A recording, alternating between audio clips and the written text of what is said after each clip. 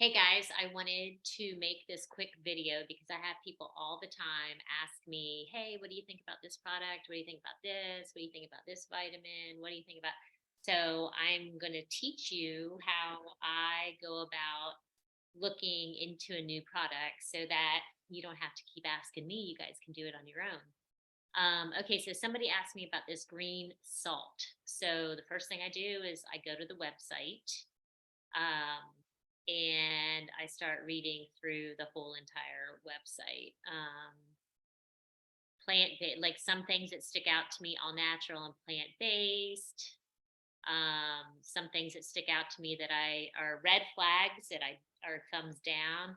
New York Times, news source, bad. I don't think that's a positive thing on here. Um, FDA, who cares? I really don't care if they approve a CDC. I don't give a crap about, like they've already proven to me that they have no validity as far as health is concerned. So that's kind of a red flag to me, pulling this up and seeing those three things listed on a website as giving it credibility. So, like, that's thumbs down on that one. Okay, so basically what it is, it's a plant, it's salt that's made from a plant, and it has the benefit of this green salt is that it has less sodium than salt. Okay, and it has some other benefits in here. Contains chlorophyll, B3, potassium, magnesium, which are amazing, okay, for your body. But let's be realistic here. Are we really going to put enough salt on our food that's going to give us any substantial benefits from chlorophyll, B3, potassium, magnesium? Probably not. So, yeah, that's a good tagline that it has that in it, but you know, whatever. Made from Salicornia. Now, I've never heard of this seaweed or vegetable. Apparently, it's a nutrient rich superfood with demonstrated antioxidants and antihypertensive properties. Okay, so yes, it probably is very good. It's from the same family as quinoa and amaranth, so it probably has some protein in it because quinoa and amaranth has protein in it. So if you were to eat this in its raw natural form, you probably will get a lot of benefits from it. But drying it out and making it into a salt, I'm not sure. Like, you're not going to get the bang for the buck that this is stating you're going to get from it, if you know what I mean. Okay, it's kind of like eating asparagus and raw asparagus or organic asparagus, and versus powdering it down into a powder that can sit on a shelf for a year, 2 years, or 3 years. You don't get the life force in the food that's in the original food, even though they're marketing it right here that it has all these great things in it. But when you powder it down and process it, how much does it really have of great things in it? Okay. Now, this is a positive, grown organically and sustainably. So that's a positive. Um, yeah, if you eat the whole bean, the whole shaft and everything with the fiber, and don't powder it down, it probably does protect your heart. But as a salt, you're not gonna consume as much to get that. So, is it a good alternative if you have been told to lay off salt? Probably. Um, but for the price that it is, I think it's $22 for a 7-ounce bag, and that's a little on the pricey side. So I don't. I mean, I'm not running out. Like, I don't see anything so phenomenally amazing to run out and purchase this. let me show you. Then I go to the, well, I did go, okay, so the health benefits, now you can read up on this whole bean or whatever it is, root.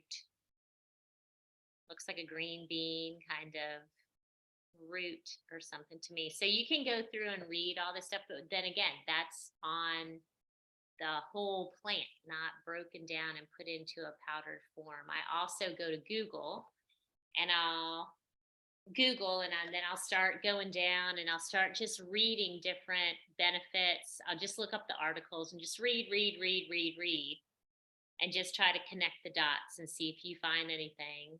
You know, to me, I didn't know what salicornia was before this weekend when somebody asked me about it. So it was interesting for me to learn about something new. If I see it in its whole form, I would definitely try it now that I know what it is. Um, let's see. I wanted to show you one other thing. There was a new, okay, where's the product? Always go to the nutritional label. Health benefits. Maybe I want to go back. I know it was a little difficult to, I did find the nutritional label somewhere. Try, maybe it's on this. Okay, so here it was. One bag is 7 ounces and $22.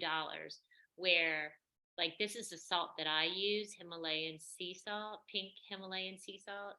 And I know this wasn't $22. I got it at Publix. And this is 1 pound and 8 ounces, and it's probably like, I would say like $7 or $8. So let me look up. That I did like that it's organic, non-GMO, vegan, gluten-free. Of course, that's great. Oh, here we go. The nutritional facts. Okay, so a half a teaspoon. Sodium is 280 milligrams. My Himalayan pink salt is 480 milligrams. So much more sodium in my pink Himalayan sea salt. This one has 4% copper, 15% niacin of your RDA, magnesium 4%, where none of that is in my pink Himalayan sea salt. So it has a little bit of nutrition in it, but I mean 4%, 15%, not anything significant in that. What's the shelf life? Look at this. So the shelf life is 3 years. So how much nutrition is in that salt if it can stay on your shelf and be okay for 3 years? See what I mean? Like, that's a negative to me. It boosts the flavor. Okay, so their claim is that eating less sodium reduces our risk for high blood pressure and its complications like stroke, heart disease, and kidney disease.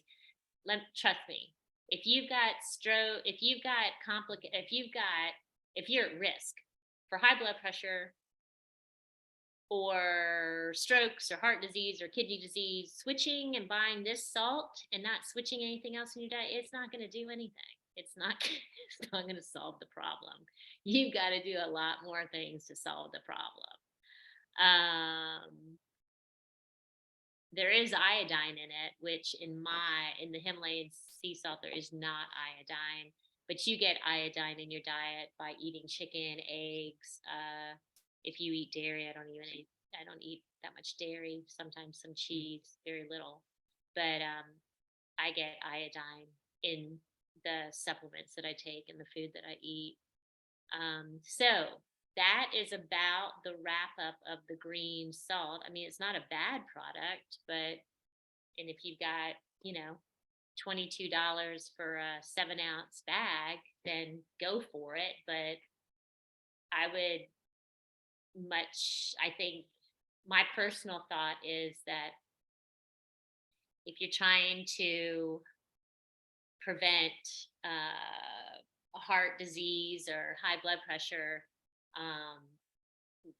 spend that money on the Pure Excel, or, you know, some goji juice and there's some major other products that have way better beneficial results than this. So I hope you guys learned how to go through a product, and any other products you want me to do this for, I'd be happy to do it so I can keep showing you guys what are the things that I look for and what things stand out to me. I hope this helps. Y'all have a great day.